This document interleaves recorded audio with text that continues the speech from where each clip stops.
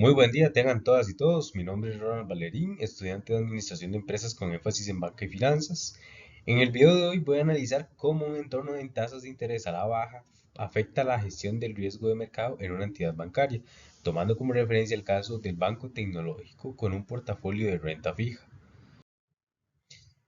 El análisis abarca cuatro ejes principales: el comportamiento de los portafolios de inversión en este entorno, el contexto de la economía costarricense, el papel de la tasa de política monetaria del Banco Central y cómo la variación de tasas genera riesgos que no siempre son visibles en los estados financieros. Ahora, ese tema es relevante porque las entidades bancarias mantienen portafolios de inversión significativos y las decisiones de política monetaria afectan directamente su valor y su rentabilidad. Cuando las tasas cambian, no solo cambia el rendimiento de los instrumentos, cambia también el perfil de riesgo de toda la institución.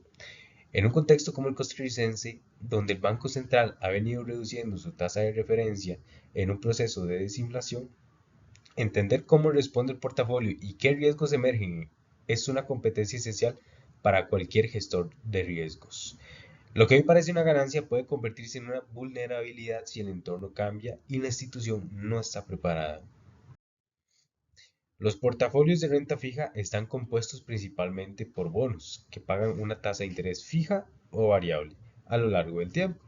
Cuando las tasas de mercado bajan, los bonos que ya están en el portafolio ganan valor, porque siguen pagando más que los instrumentos nuevos. Eso explica las ganancias que registra el banco en este caso, especialmente en los bonos de plazo más largo. Sin embargo, esa ganancia convive con riesgos importantes. Si las tasas suben, el valor de esos bonos cae con igual rapidez. Los instrumentos de corto plazo rinden cada vez menos al momento de reinvertirse. Y si hay concentración excesiva en un solo tipo de instrumento, el portafolio queda muy expuesto ante cualquier movimiento adverso del mercado. Ahora, en cuanto a la economía costarricense, esta ha transitado en los últimos años por un proceso de consolidación fiscal y reducción de la inflación. Ese entorno de desinflación ha permitido al Banco Central reducir gradualmente su tasa de referencia, lo que ha beneficiado a los tenedores de bonos de tasa fija. Sin embargo, una economía en desaceleración también implica menor dinamismo del crédito, mayor riesgo de incumplimiento en ciertos sectores y presiones sobre el tipo de cambio que pueden afectar los instrumentos en dólares. En ese sentido, la ganancia de portafolio no puede analizarse de forma aislada. Está condicionada a la estabilidad del entorno macroeconómico y ese entorno puede cambiar. En cuanto a la tasa de política monetaria, esta es el principal instrumento del Banco Central de Costa Rica, con tal de influir en las condiciones financieras del país. Cuando el Banco Central reduce la tasa de política monetaria, el costo del dinero baja, el crédito se abarata y los bonos existentes en los portafolios ganan valor. Cuando la sube, ocurre todo lo contrario. Lo relevante para la gestión del riesgo es que las decisiones sobre la tasa de política monetaria no son predecibles con certeza. Un cambio inesperado en la dirección de la política monetaria puede alterar significativamente el valor del portafolio y los ingresos futuros del banco, especialmente si los modelos de medición no están calibrados para capturar ese escenario. Siguiendo con la variación de tasas, estas generan múltiples riesgos simultáneos: riesgo de tasa de interés, riesgo de reinversión, riesgo cambiario, riesgo de liquidez y entre otros tipos de riesgos. Ahora, lo crítico es que estos riesgos no actúan de forma independiente, pueden compensarse o reforzarse mutuamente, y esa relación cambia precisamente en momentos de transición como el actual. El modelo de VaR que utiliza el banco para medir su exposición tiene limitaciones importantes en este contexto, como lo son el uso de datos históricos que no reflejan las condiciones actuales, la medición del valor presente del portafolio, pero no el deterioro en los ingresos futuros, y probablemente no ha sido recalibrado tras los cambios recientes en la composición del portafolio.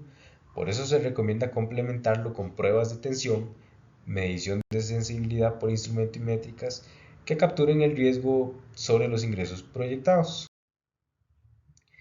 Y para cerrar, presento tres conclusiones que se derivan de este análisis.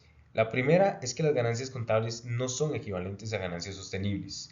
El portafolio muestra resultados positivos, pero estos dependen de condiciones de mercado que pueden revertirse. Distinguir entre ganancia realizada y ganancia no realizada es un detalle técnico. Es una obligación de transparencia frente a la junta directiva y los reguladores.